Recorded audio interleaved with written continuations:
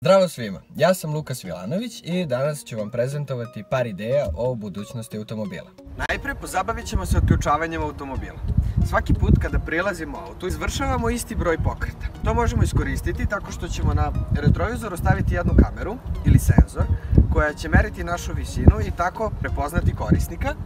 Na vrhu vrata nalazit će se kamera koja očitava lice i prepoznaje korisnika, koja daje veštačkoj inteligenciji uputstva ko će koristiti automobil.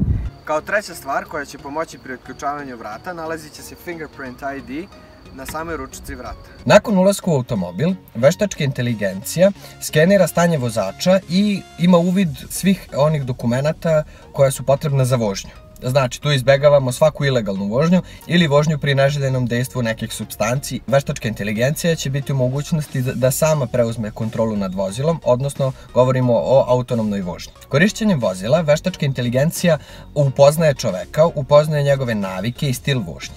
Ona može da poboljša to preko unapred ubačenih ekspertskih sistema koji čitaju mapu, čitaju našu rutu i samim tim ograničavaju brzinu, pomeraju auto u željenu stranu kako ne bi došlo do sudara, odnosno nekontrolisanog ponašanja automobila.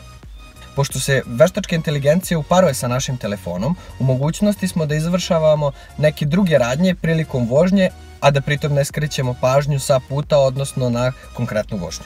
U slučaju nezgode ili neke neželjene situacije, veštačka inteligencija će biti u mogućnosti da skenira sve povrede koje je vozač zadobio, obavi SOS poziv sa operaterom prve najbliže ambulante. Mogućnost komunikacije veštačke inteligencije sa drugim veštačkim inteligencijama integrisanim u automobilima maltene smanjuje mogućnost saobraćajnih nezgoda i dovodi saobraćaj u jedan regulisan i fluidan sistem. Takođe, jedna od bitnih stvari u budućnosti bit će voice control, gesture control i augmented reality dashboard. Još jedna bitna stvar jeste zaštita životne sredine.